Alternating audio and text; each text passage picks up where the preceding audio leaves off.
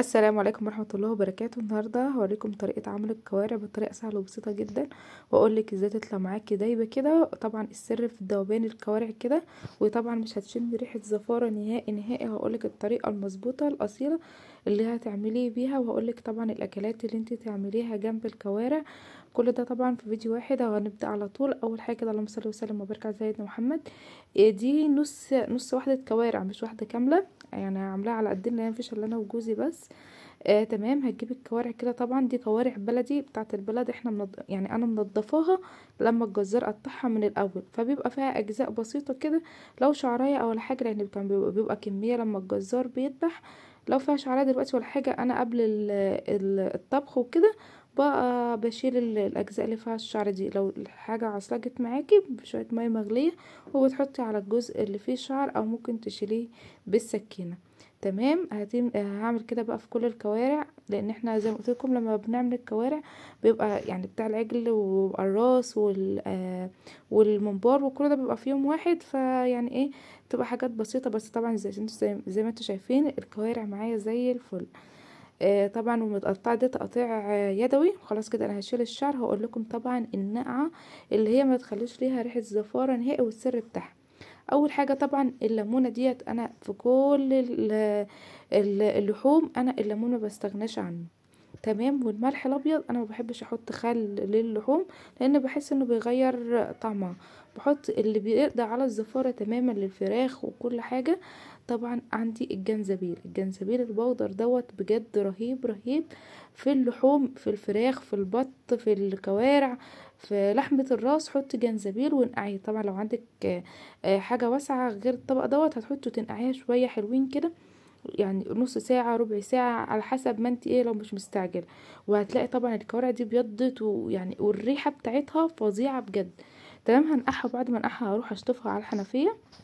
وجيت هنا طبعا العظمه الكبيره ديت بتبقى فيها كده جزئين بالسكينه اهو تقطعي، لان زي ما قلت لكم مش متقطعه حلقات، لان هي الجزار مقطعها في البيت. فانا هقطع حتت صغيره دي اللي انا هعمل بيها الشوربه، والاجزاء الكبيره اللي فيها العظم دي انا هحطها في الطاجن. هقطع طبعا قطع صغيره تكون سكينه حاميه، لان الكوارع ديت غير اللحمه بتبقى الجلد بتاعها جامد قوي، وفيها غضاريف وحاجات، فلازم تبقى السكينه معاكي حامية. هقطع بقى زي كده حلقات، واجيب كل الاجزاء، هحاول الحتت اقطعها منها. كانوا معايا بالشكل ده. دول طبعا زي ما قلت لكم دول اقل طبعا من ده، كان نص الرجل. هحط حله كده كبيره تكفي الكميه، حله على النار فيها الميه بتغلي. قبل ما احط الكوارع بتاعتي تكون الميه بتغلي شويه حلوين من غير اي اضافات. هسيبها تغلي كده لمده ربع ساعه، تلت ساعه، نص ساعه. يعني انا لما اعمل الاكله دي بعملها من بدري بعد ما غلت. بصوا، ما فيهاش رغاوي، ما فيهاش سواد، ما فيهاش اي حاجه، لان انا غسل الكوارع كويس جدا. برضو عشان الريحه بتاعتها هشيل الكوارع ديت، ولو فيها ريم ولا رغاوي ولا اي حاجه هشيلها بقى. وهروح ادلق الشوربه بتاعتها ديت، وهغسل الحله واغسل الغطا واشطف الكوارع تاني، وارجع احط ميه من جديد بعد ما اغسل الحله واغسل. مش هقول ان انا هحط في نفس الحله ما اغسلهاش، لا، اغسلي الحله عشان الريحه برضو، وتغسلي الكوارع تاني وترجعي بقى تحطيها في الحله. وهنا بقى هنبدا ننكهها. بصلايه كبيره، طماطمايه كبيره، بعد برضو ما تغلي، انا ما احطش الكوارع الا لما تغلي. بصلايه كبيره، طماطمايه كبيره، قرن فلفل، فصوص توم، ورق لوري، حبهان، لو عندك جزرية برضو حطي، والحاجات التوابل، ومكعب ماجي و... وتسيبها بقى لحد ما تغلي. وهنا طبعا شوية سكر، او عندك لو نوى بلح تحطيه، مش هتاخد معاكي وقت خالص وهتدوب. انا مش بحط ملح خالص غير قبل السوا بربع ساعة. هغطي عليها واوطي واسيبها بقى مع نفسها لحد ما تستوي. انا الكوارع لازم تبقى دايبه، لو شد ما تبقاش حلوه معاكي خالص. تمام. هعمل التسبيكه بقى، بصلايه كده حلوه اقطعها على ايدي، ومكعبين زبده، وهفضل اقلب فيهم لحد طبعا ما البصله بتاعتي تدبل كده. هكون هرسه راس توم وقرن فلفل. طبعا انا ديت انا هعمل بيها باميه. التسبيكه اللي انا بعملها ديت هعمل بيها باميه، وهاخد منها شويه احطها على الكوارع.